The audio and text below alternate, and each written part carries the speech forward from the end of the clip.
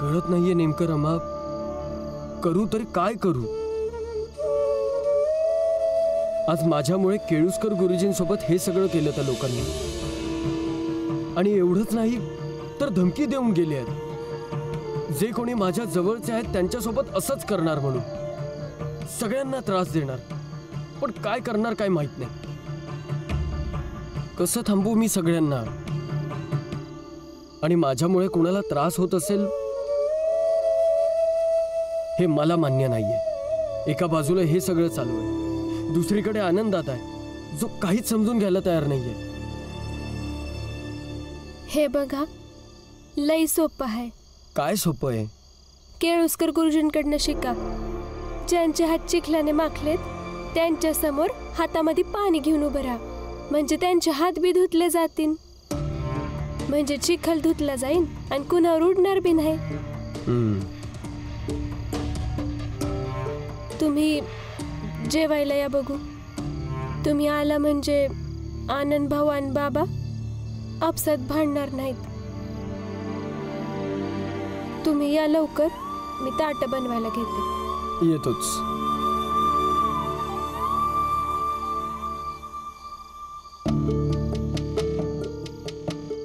समजतच नाहीये की काय करू मी.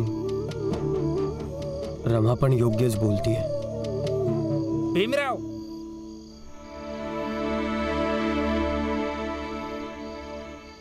आता एकच उपाय आहे माझ्याकडे तुझ्या समस्येचा. या चिठ्ठीत लिहिलंय आम्ही, हे वाचून घे आणि निर्णय घे की तुला काय करायचंय. तुझ्या निर्णयाची वाट पाहतोय आम्ही. परंतु घे. अहो पण हे सांगा तर नेमकं काय आहे?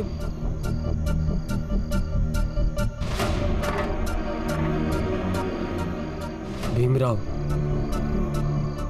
जर तू खरंच गद्दार नाहीयेस आणि हे आम्ही मान्य करावं की आनंदचं सैन्यात भरती होणं तुला अजिबात आवडलेलं नाहीये, तर येऊन तू क्रांतिकारक व्हावंस. आमच्यात सामील हो. सांगतोय, कुठलीच चालाखी नाही. उद्या सकाळी ठीक 8 वाजता खाली मैदानात ये. दिलीस चिठ्ठी? हो, देऊन आलो. पण जोशीजी, तुम्हाला काय वाटतं, भीमराव तिथे येईल? ते तर माहित नाही. येणं किंवा न येणं ही त्याची मर्जी असेल. पण तुम्ही लोक तयारीत राहा.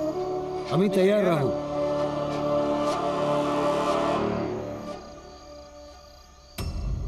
फुलिया, फुलिया, फुलिया उठ. काय झालं? आता तर घराबाहेर झोपली आहे. आता काय परेशानी झाली? हे एक गोष्ट सांगायची आहे मला तुला. सांगा. बघ, आता हे घर सोडून निघून जा. काय? मी घर सोडून निघून जाऊ? घर तुझ्या एकट्याचं नाहीये, माझी पण बरोबरीची हिस्सेदारी आहे. घरातल्या साध्या सुई दोऱ्यापासून गरजेचं प्रत्येक सामान घेण्यासाठी माझा पैसा लागलाय. म्हणून मी तर घर सोडून काय जाणार नाही. बाकी घरात क्लेश नको म्हणून घराच्या बाहेर इथं झोपले होते. आता तर इथे नाही झोपणार, आता घरात जाऊनच झोपणार. जे करायचं ते कर. ऐके, आतापर्यंत शांतपणे यासाठी बोलत होतो की चुपचापपणे तू इथून निघून जावं. तुझा आणि माझा आता काही संबंध नाहीये. मला असं वाटतंय की तुला पण तमाशाच पाहिजे. तर ठीक आहे, मी रात्रभर वाट पाहतो. आणि जर का तू नाही गेलीस तर सकाळी सामान घेऊन हाकलून देईल तुला. समजलास?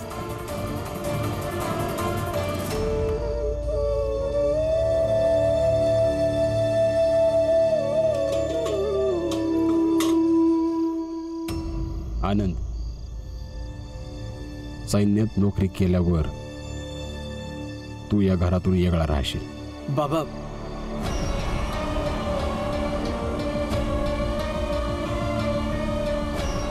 जर का तू इथं राहिलास तर तुझ्या कर्माची शिक्षा सामन्यांना मिळेल. काय बोलताय तुम्ही हे? भीमभाऊ, तुम्ही राहू द्या. बाबांनी सांगितलं तर बरोबरच असेल. नाही, आनंद हे घर सोडून कुठं जाणार नाही. बाबा, परवा पहिल्यांदा सैन्याचा गणवेश घालून नोकरीवर जाणार आहे. सामान पण घेऊनच जाणार आहे. अजून काय बोलायचं असेल तर बोला, तुमच्या समोरच बसलो.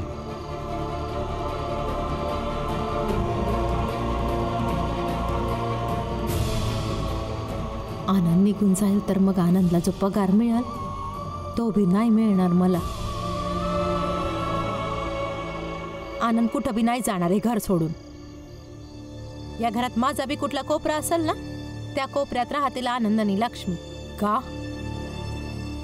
म्हणजे आनंदचा समदा पगार तुला मिळावा म्हणून. ताई, तुम्ही या विषयावर नाहीच बोलला तर बरं होईल. या विषयावर कोणीच बोललं नाही तर बरं होईल. आणि मीराशी बोलण्याची पद्धत शिकून घे. शांतीने जेवून घ्या. भीमच्या शिवाय कुठल्या विषयावर कधी बोलायचं असतं तुम्हाला? बोलतो ना. भाजीला तिखट झाली या. वाटतंय आज भाजीत मिरची लय जास्त झाली या. का बनवणारीचा स्वभाव तिखट झालाय. अजून काय बोलू? थोडी शांती पाहिजे. बस.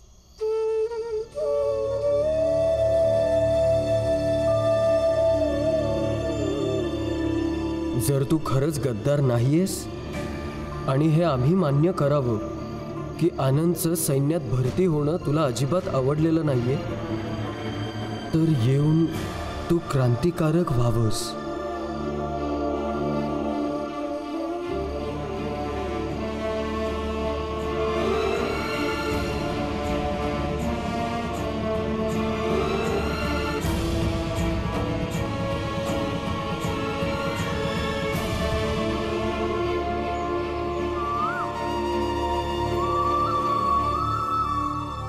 कदाचित हेच ते खाली मैदान असावं, परंतु एवढ्या सुनसान जागेत का बोलवलं असेल मला?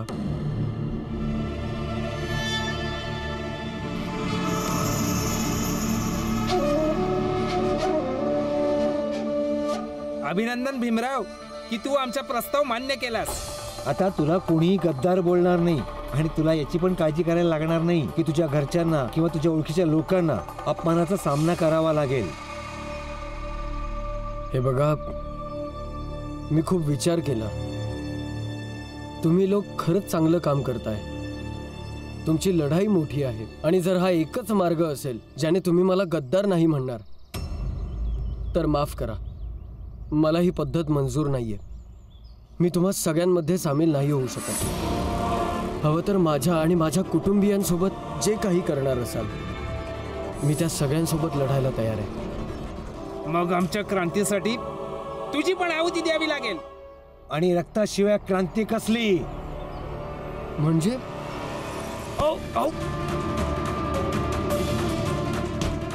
हे काय करताय तुम्ही? अहो सोडा मला. नाही नाही नाही, अहो तुम्ही असं का करताय? तुम्ही निष्ठावंत योद्धे आहात ना. मला विनाकारण मारून तुमच्या स्वातंत्र्याच्या लढ्याला कलंक का लावताय? बावळट भीमराव, हे सगळे खरे क्रांतिकारक नाहीये, फक्त तुला मारायला क्रांतिकारक बनले आहेत. सोडा मला. भीमराव, तुझ्या गद्दारीची शिक्षा तुला आता मिळणार आहे. आणि शिक्षा म्हणून घेतला जाईल तुझा प्राण.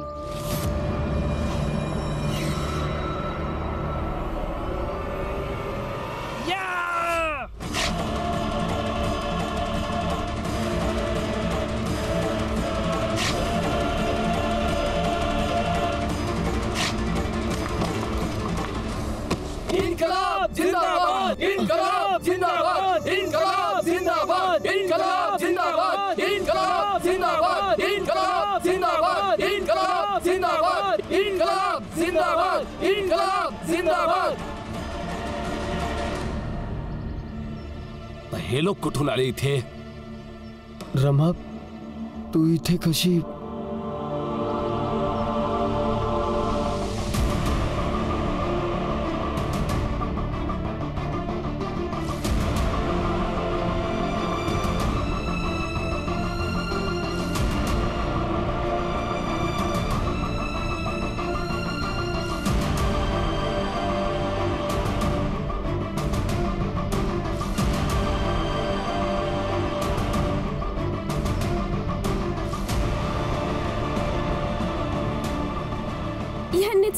ह्यांनीच माझ्या नवऱ्याला चिठ्ठी दिलती आणि आणि मी जे जे सांगितलं ते ह्यांनीच केलं. आम्ही सगळे हिंदुस्थानाच्या मूल्याचा आदर राखतो आणि जो हिंदुस्थानच्या मूल्यांचा आदर राखत नाही तो क्रांतिकारक नाही होऊ शकत. तुम्ही लोक क्रांतिकारक नाही आहात. नाही, आम्ही क्रांतिकारक आहोत. तुम्ही कोणत्या क्रांतिकारक समूहासाठी काम करता? बोला, शांत का झालात? पकडा यांना. हे लोक क्रांतिकारक नाही होऊ शकत. यांनी आपली लढाई आणि नावासोबत विश्वासघात केलाय. पकडा यांना.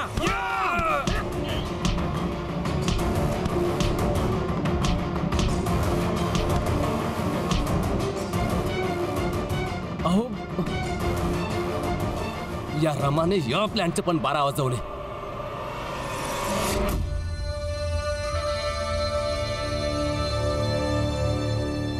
तुमच्या प्रत्येक वाईटाचा शेवट ही रमाच करीन. असे काय बघताय? खरं बोलतीये आणि हे बी सांगते आता, त्या गुंडांना नकली क्रांतिकारी बनून तुम्हीच पाठवलं होतं ना?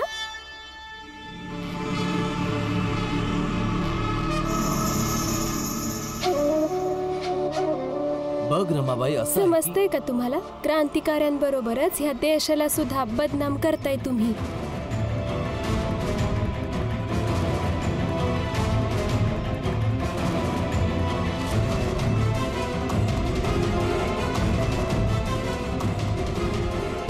क्रांतिकारकांना बदनाम करता? हा, आज सोडणार नाही तुम्हाला. अहो काका, काका ऐका तर, ऐका ना. अहो अहो,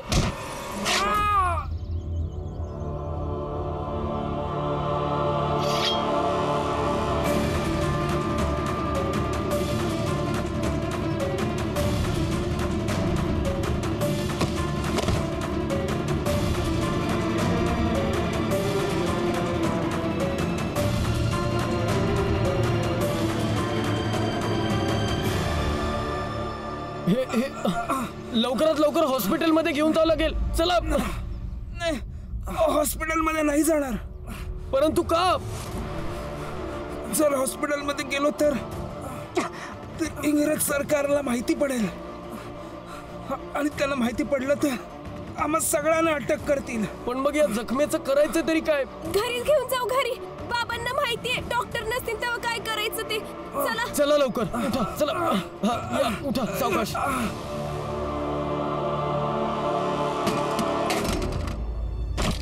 दिला होता ना रातभराचा वेळ तुला. बिना तमाशा केला, निघून जा इथून लवकर. पण तुझ्या लक्षात येत नाही आहे ना? तर मग आता तमाशाच खरा. चल, हे घे तुझं सगळं सामान आणि निघून जा इथून. ज्या घरातलं एक एक सामान माझ्या मेहनतीने जमा केलं आहे, ज्या घरात मरेपर्यंत राहण्याचं स्वप्न पाहिलं होतं आणि तू एका रात्रीत हे घर सोडून जाण्याचं फरमान देतोस आणि मी घर सोडून निघून जाऊ, हे नाही होऊ शकत. ए, तू नाही सोडलास ना तर धक्के मारून तुला काढलं जाईल, समजलं? चल, निघ लवकर इथून. जोखू, तू चुकीचं करतोयस. अरे तुला कोणत्या गोष्टीचं वाईट वाटतंय रे? अरे तू तर लय खुश व्हायला पाहिजे र, की जिच्या सोबत तुझं मज्जा मारणं चालू होतं ती बेघर होत आहे. आता बिंदास कोणाची पर्वा न करताना आपल्या प्रेमाचा रंग उधळत बसा. खूप झाला तुझा अभद्रपणा. आता तुला दाखवतो. तुझ्या तर मंगेश काका, काय करतोय काका, अरे माझं ऐकतात जोखू. बाबा, बघतो मी तुझ्या काळा. बाजूला वा काका. बाबा इकडे बघा जरा, ह्यांना लागलंय. काय झालं यांना? पोटात लागले. बाबा हॉस्पिटलमध्ये नाही घेऊन जाऊ शकत, तुम्ही इलाज करा. कोणी खाट घेऊन या, पटकन पटकन. चला, तुम्ही ठीक व्हाल. या हळूहळू हळूहळू. चला चला. बसा बसा आरामात.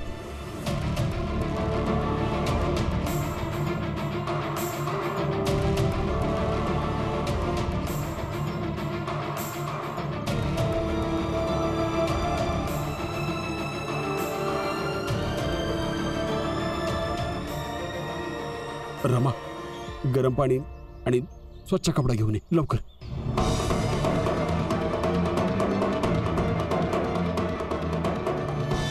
जाऊन नरोत्तम जोशीला सांगतो, आत्ताच अंग्रेजी अधिकाऱ्यांना पाठवा इथं. रंगे हात भीम शेठजी, काय झाले जोशीजी? काम झाले? काम झालं. एक पण काम नीट करू शकत नाहीत तुमचे माणसं. म्हणजे मूर्खांची फौज पाळून ठेवली आहे तुम्ही. चुटकी सरशी रमा आणि भीमाने पकडलं तुमच्या माणसांना. परंतु त्याने जर आपले नाव कुणाला सांगितले तर? शेठजी कपारे, तुम्ही इथे काय करता? शेठजी, आम्ही कसं तरी तिकडून पळून इकडे आलो. आम्हाला अजून काही पैसे द्या, म्हणजे आम्ही कुठेतरी जाऊन लपतो. शेठजी, आम्हाला पोलिसांच्या तावडीत नाही यायचंय. ठीक आहे.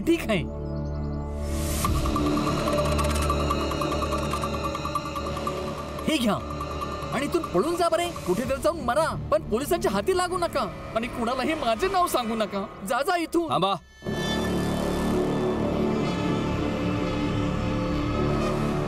तुम्हा दोघांना क्रांतिकारकांनी पकडलं होतं ना? तर मग सोडलं कसं काय? सोडलं नाही त्यांनी आम्हाला. उलट आम्ही त्यांच्या एका माणसाला जखमी करून आलो.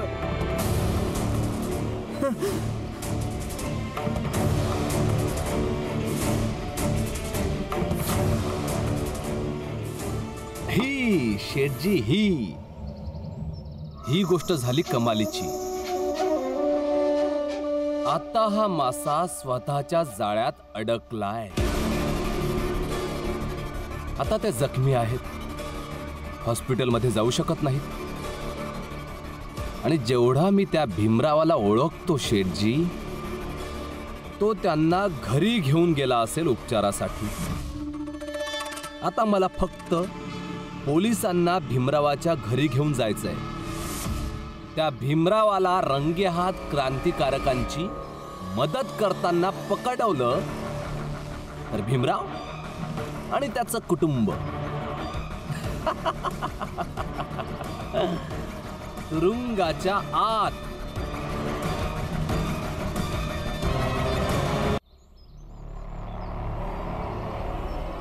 तुम्ही कुठे चाललात? तुम्ही कुठे जाऊ शकत नाही इथून. तू कुठे चाललास तर मी तुला विचारतो का कुठे चाललास?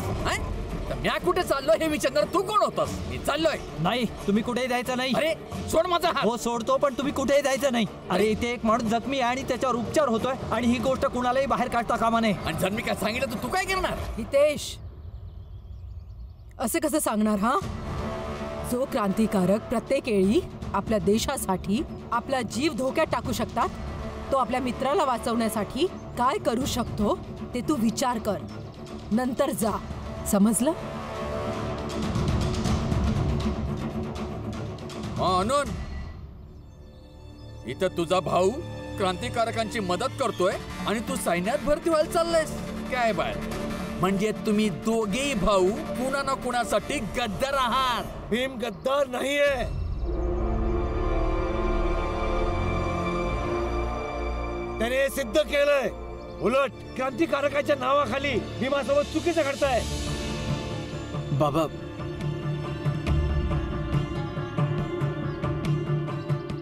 आणि गद्दार मी पण नाहीये, कारण अजूनही गणवेश घालून सैन्यात गेलेलो नाहीये. गणवेश घ्यायला जाईन आता.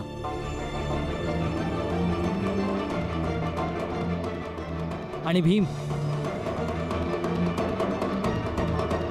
जोपर्यंत मी गणवेश नाही घालत तोपर्यंत या क्रांतिकारकाला बरं करून पाठवून दे. कारण एकदा सैन्यात भरती झालो तर मी तुझी मदत करू शकणार नाही या बाबतीत. आणि कदाचित मीच कुठल्या तरी इंग्रज अधिकाऱ्याला खबर देईन की आमच्या चाळीत एका क्रांतिकारकावर उपचार होत आहे.